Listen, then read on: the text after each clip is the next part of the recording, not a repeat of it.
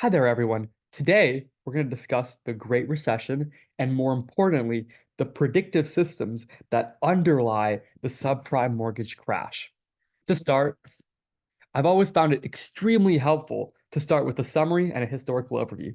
Essentially, the 2008 financial crisis was a crash in the housing market, which fueled the widespread default and subsequent collapse of financial services firms via a simple security built on top of a diversified pool of mortgage credit securities. I'm going to dive into all of that detail later, but essentially, when the housing market crashed, a lot of large financial firms made large bets on the housing market, predicting a continued strong demand and strong return, and they were subsequently proved wrong. And firms like Lehman Brothers and Bear Stearns were held on the hook for a lot of debt obligations that they could not pay, and that threw the housing market and the widespread economy and the world into recession. Now, what were sources of uncertainty in this recession before even diving into any of the key factors within the predictive systems? I think there's four key sources of uncertainty. One, credit risk mispricing. It's key that during this time, a lot of investors were making very risky loans, extending them to people with little income, with little security, with little collateralization. So basically, there was very little risk analysis being done on an individual's ability to repay the loan in the case of a default, right? The credit risk mispricing was key. Another thing was the failure to account for systemic risk, right? A lot of the securities called collateralized loan obligations, CLOs, CDOs, MBSs, mortgage-backed securities, were essentially based on a bet that housing market was not, in fact, or a consolidated industry. They were betting on diversification, saying if one person defaults here, no way someone across the river could default as well. When in fact, they're all in the same industry. So if the housing bubble popped, every security underlying it would default.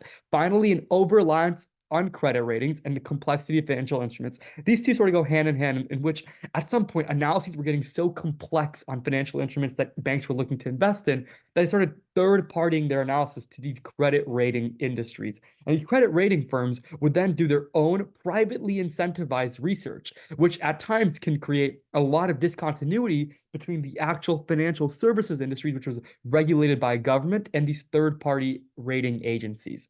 So potential mitigants, and we're going to discuss one of these, it's not on here in a lot more detail, are implement robust stress testing for our banks in order to allow for a lot more clarity on liquidity transformation. Two is to develop more accurate credit risk models, and we'll even delve into that in a lot more detail. Three is to enhance regulatory oversight and supervision, right? Having more supervision in credit rating agencies, more supervision in bank balance sheets. And four, promote transparency and disclosure in order to reduce the chance of bank runs and bank panics. Now, diving into the next thing, which are reduction efforts. This is one key one that I love to speak about because it's so key in our evolution of our ability to predict these systems happening in the future, right? Across the spectrum, we can reduce uncertainty. And how we do it is by endogenizing qualitative factors as quantitative variables. And this is a big part of innovation in our expected accuracy of models, right? Over time, we've been super fortunate to develop our ability to take now, like the Fed's statement by Jerome Powell, take that statement, which is investor sentiment, run it through some natural language processing, and then rate how positive or negative is this message scale of 0 to 9, and then enter that into a simple algorithm. So simply turning into qualitative factors that can't be operated on into parsable, operable data points that are then used within algorithms with rigorous back testing or testing on historical data to construct a much more endogenized function, which then allows a lot of variables to be input. And that endogenization is increasingly complex because now it doesn't just take simple algebra, calculus, it takes trillions of data points, millions of dollars of cloud computing, and a lot more intensive cerebral work behind how do we take a random variable out in the open and account for it within this investment algorithm. Now, the accuracy of predictive systems. So we're going to dive into predictive systems later, but I think the key two ones that I'm going to discuss later are going to be a discounted cash flow analysis or a credit risk assessment tool called the credit risk model. Essentially, both of these analyses are financial models, right? And financial models are inherently based off an expected accuracy of 100%. Why? That sounds really interesting, right? Like, how can someone expect to have 100%? This is because they expect to actually 100% because these models are built off of an individual's assumptions. So if an individual's assumptions are their true assumptions, they'll input them into the model, and then they expect that their assumptions are going to be correct because that's where they're in the model. And then they expect to have 100% accuracy built off of those assumptions. So the expected accuracy is to be accurate. And so their goal is to do as much research as they can to endogenize those assumptions, right? And so in fact, they'll include bear, base, and bull cases in order to account for varying levels of assumptions, either confident, middle of the road or unconfident, but their expected accuracy at the end of the day is 100%.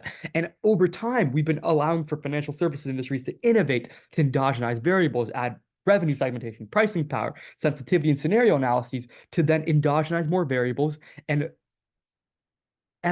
evolve on top of these algorithms and predictive systems to have more accurate and more predictive systems that are able to take in more information. Now, in more detail, our discounted cash flow analysis is used to estimate the present value of future cash flows. This method is extremely sensitive to assumptions and sort of sits on top of investments. So you're just looking at an investment opportunity and saying, hey, in the future, it's expected to return X, Y, and Z. Let me discount that back to today's dollars because there's an opportunity cost to value, and calculate the value. And then credit risk analysis, on the other hand, dive much deeper into the like granularity of data points with regards to extending a loan, right? Like, what is the person's income? What's their credit score? What's the default rate in the community? What is the collateralization? What is their co-sign's ability to pay the loan back? Much more granular on the credit risks at hand from extending some debt, right? And so just the starter DCF models were very assumption based, while these credit risk analyses were much more nuanced and much more deeper into the actual default rates at hand, right? And so a quick aside is we've spoken about CLO CDOs, but what are they, right? So if you notice here, CLOs and CDOs are essentially collateralized obligations of loans or debts, and what they do is they pool a bunch of different loans right here. They pool, say like 100 different loans, right? Could be business loans, house loans, whatever it is. And then they let investors invest in these loans and reap the benefit of their rewards. So they let investors now come in and provide capital to own a part of those loans, and they tranche them by risk, saying, if I buy in at this tranche right here, senior secured, essentially I will get the first 2% of returns, and then the next people will get the next 5%, and then the last 10%. And what they do is they built these tranches. So when the housing market inherently collapsed, there were securities that were entirely comprised of mortgages. So every mortgage would default. And that would make banks who are now owed a lot of money on the hook for a lot of debt that they now had to return to these investors in their securities or MBSs, CLOs, or CDOs.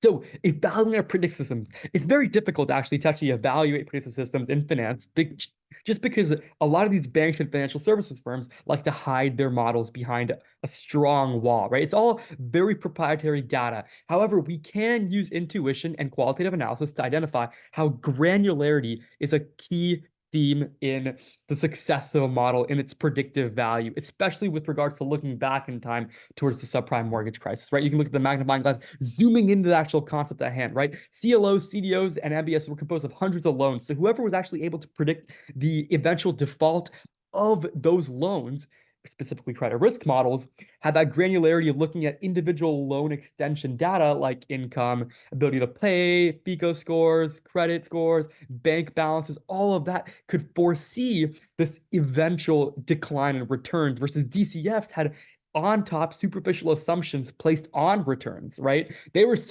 just seeing this blurred picture outlined right here and saying, oh, the news is positive, but when we have the credit risk model zooming in, we're able to get a lot more clarity. And so those models fared on average better just because of that idea of granularity that inherently, was the backbone of these systems. Even more so, thinking about default rates as a microcosm, specifically, right? Default rates were a strong indicator of such a factor, with CNR models able to project such statistics by taking FICO scores, interest rate, and unemployment, while we had the housing market dominated by DCF models that simply sat on top and assumed a change in growth rates of their own revenue. So no actual underlying analysis underlying the actual data, which dominated the default rate change that was very sharp. Finally, a conclusion, and right, such uncertainty was extremely poorly committed to the public, and public awareness of the subprime mortgage crisis was initially limited. However, right, it focused more on GDP, mortgage rates, default rates, and these higher level concepts rather than the actual granularity of the complexity of the financial system and the systemic risk at hand. And this was really a failure on the media coverage. However, media coverage was targeted more towards public opinion. And so their ability to convey the actual systemic risk was very limited since the public didn't really understand a lot of these concepts. However, it is worth knowing that going forward, the media has been a lot more able to leverage this social media concept of spreading awareness, as well as speaking more about SPVs, securities like MBSs, CLOs, and CDOs in a lot more simple terms in order to effectively price in risk for the public awareness portion. Thank you so much, and I hope you learned something about the predictive systems at hand and the subprime mortgage crisis today.